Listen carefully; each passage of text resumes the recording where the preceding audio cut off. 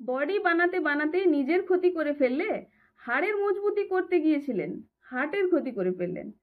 তো কাহিনীটা শুরু হচ্ছে অচিন্ত্যবাবুকে দিয়ে, যার বয়স 45 বছর, যে খুবই হেলথ কনসাস, হেলদি হেলদি খাবার খান, হেলদি হেলদি ডায়েট করেন, হেলদি হেলদি ফল খান, হেলদি হেলদি এক্সারসাইজ করেন। তো একদিন কি হয়েছে, তিনি টিভিতে অ্যাডে দেখেন যে যদি তুমি হাড়ের মজবুতি চাও তাহলে তুমি ক্যালসিয়াম সাপ্লিমেন্ট খাও। বাস, তিনিও খাওয়া শুরু করে দিলেন, কোনো রকমের কোনো ডাক্তার দেখানো ছাড়াই, কোনো রকমের কোনো প্রেসক্রিপশন ছাড়াই, কোনো রকমের কোনো টেস্ট ছাড়াই। এইভাবে 6 মাস ক্যালসিয়াম ট্যাবলেট খেতে থাকলেন। হঠাৎ একদিন অচিন্ত্যবাবু অফিসে আছেন, তার বুকে ব্যথা উঠলো। এমন বুকে ব্যথা হলো যে তাকে হসপিটালাইজড হতে হলো এবং 1 মাস বেড রেস্ট থাকতে হলো। কারণটা কি জানতে ইচ্ছে করছে? অবশ্যই বলবো। জানার আগে ভিডিওটাই করুন লাইক, চ্যানেলটাই করুন সাবস্ক্রাইব। ভিডিওটা আপনার কাজে না এলেও অন্যজনের কাজে আসতে পারে, তাই ভিডিওটাই করুন শেয়ার। তো আমরা যখন ক্যালসিয়াম খাই, ক্যালসিয়ামের সাপ্লিমেন্ট নিই, সেই ক্যালসিয়ামগুলো আমাদের হাড় অবধি পৌঁছে দেওয়ার দায়িত্ব নেয় 3জন: ভিটামিন ডি, ভিটামিন কে আর ম্যাগনেসিয়াম। এবার যখন আমরা প্রয়োজনের বাইরে এক্সেস ক্যালসিয়াম খাই, সেই ক্যালসিয়ামগুলো, এক্সট্রা ক্যালসিয়ামগুলো আমাদের শরীরে ব্লাডের সঙ্গে বদমাস বাচ্চাদের মতো দৌড়দৌড়ি করে। এবার তারা দৌড়াদৌড়ি করতে করতে করতে করতে তারা কি করে, আমাদের হার্টের আর্টারিতে গিয়ে জমা হয়ে যায়, বসে যায়। বসতে বসতে বসতে বসতে তারা ওই রাস্তাটাকে পুরো ব্লক করে দেয়। এবার যখন ব্লাড আমাদের হার্ট অবধি আসবে চেষ্টা করে, আর যেতে পারে না, রাস্তা তো ব্লক।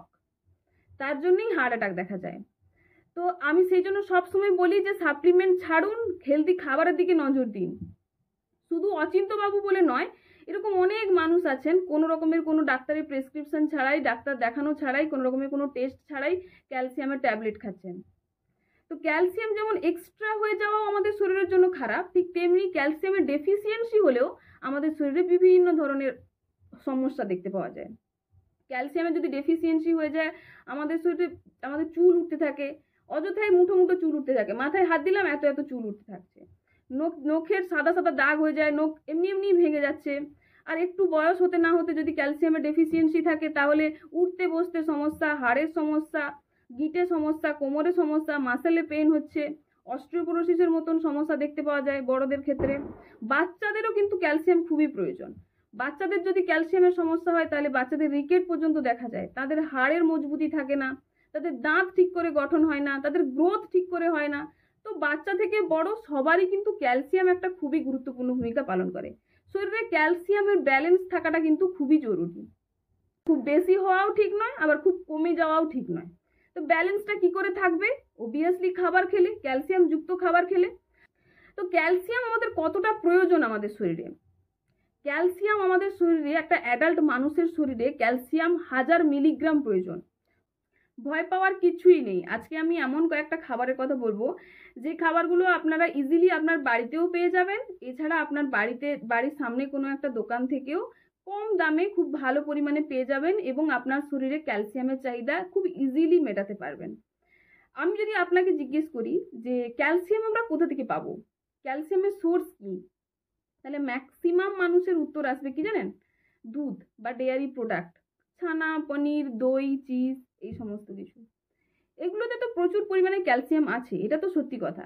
কিন্তু ব্যাপারটা হয় কি, দুধ খাঁটি পাওয়াও একটা বড় চিন্তার ব্যাপার। আর অনেক মানুষের আছে যে ল্যাকটোজিন টলারেন্স আছে। ল্যাকটোজিন টলারেন্সটা কি জানেন? দুধ খেলে হজম হয় না, অ্যাসিডিটি, বদহজম, এরকম সমস্যা দেখতে পাওয়া যায়। এবার তারা কোথা থেকে ক্যালসিয়াম নেবে?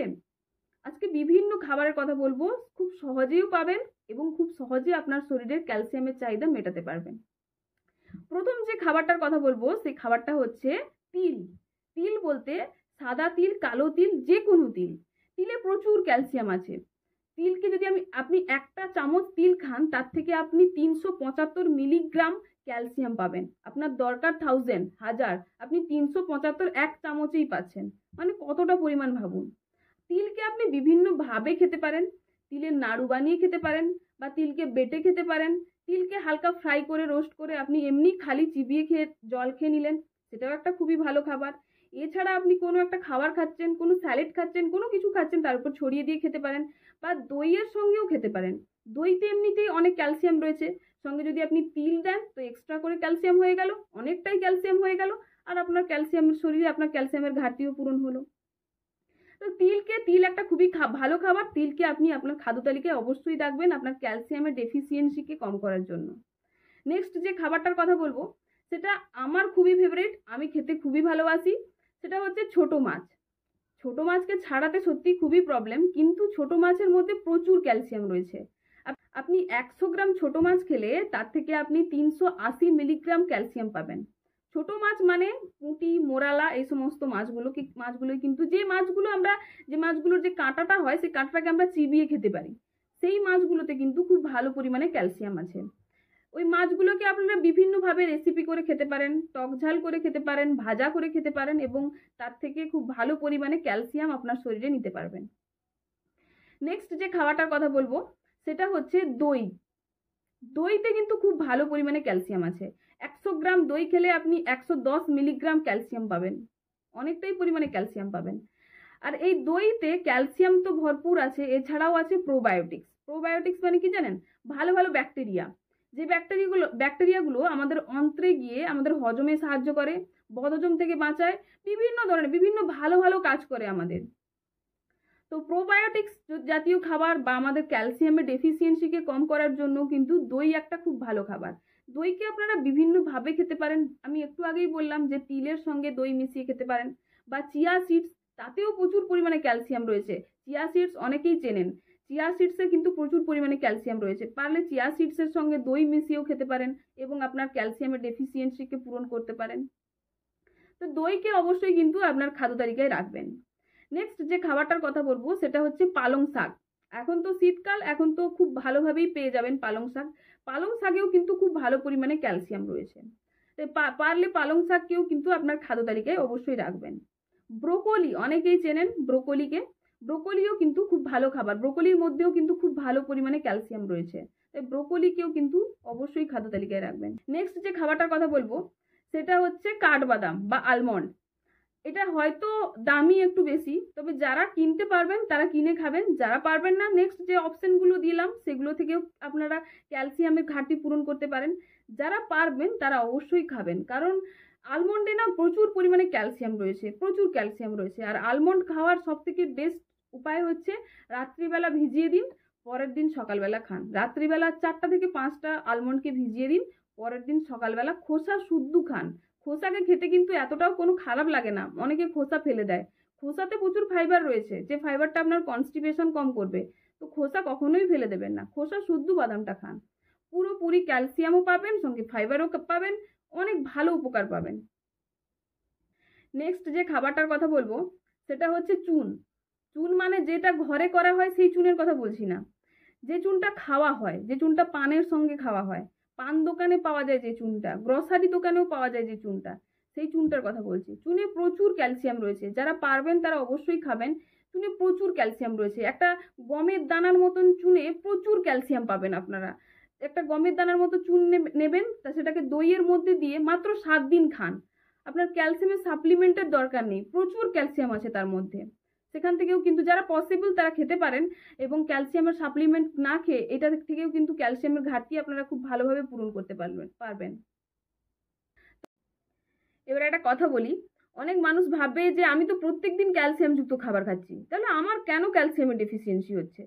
আমি প্রত্যেকদিন এই সমস্ত ক্যালসিয়াম যুক্ত খাবার খাচ্ছি, তাও আমার উঠতে সমস্যা, বসতে সমস্যা, আমার গিঁটে সমস্যা, আমার হাঁটুতে সমস্যা, আমার কোমরের সমস্যা।